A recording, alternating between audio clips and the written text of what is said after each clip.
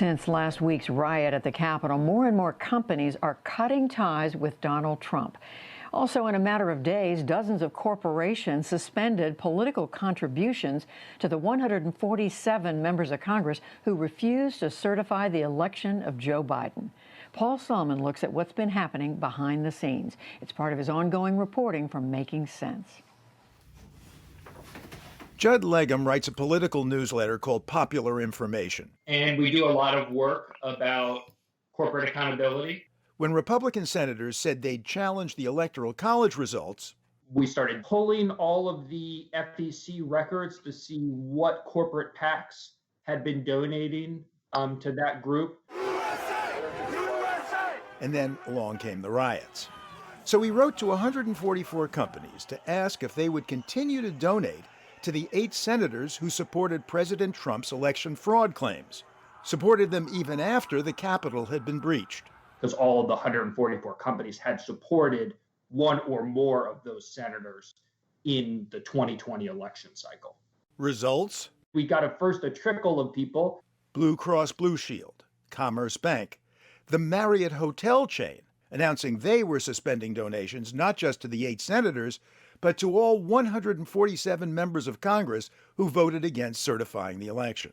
And I thought, well, this is significant, especially corporations, even when you look at their history, are donating 3-to-1, 5-to-1, 6-to-1 to Republicans. But really, it was Marriott who I think kind of shook the corporate world, and then it just snowballed and avalanched, and now people that we never even contacted are getting in touch, and they want to make a statement. When the trickle became a snowball, what did you think? As someone who follows how these corporations operate, I really couldn't have conceived last week that so many corporations would do this.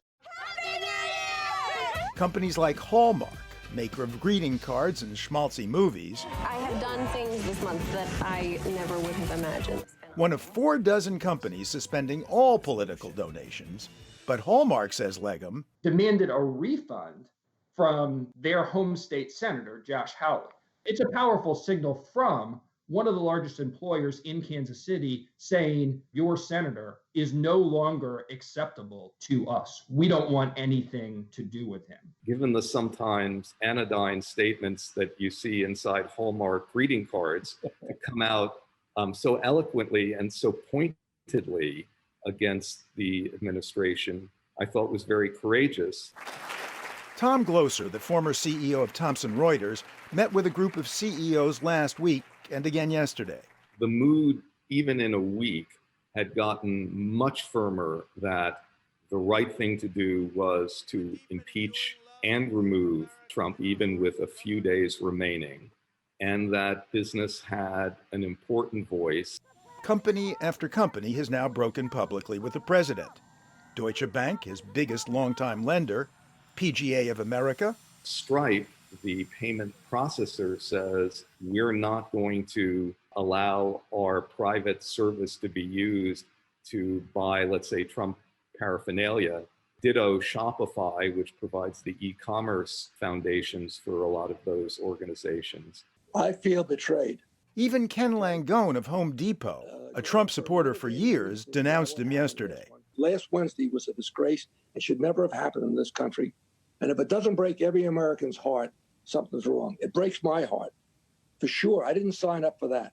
Hello, I'm Mike Lindell, inventor of MyPillow. With the exception of perhaps Mr. Pillow, I would be surprised if any company exec now thought that the best thing for his or her company was to support this administration. This is so unprecedented. And says Sheila Krumholtz, who researches money and politics. For some members of Congress, this ban on corporate PAC support will really hit them in the wallet. It will be a very meaningful loss.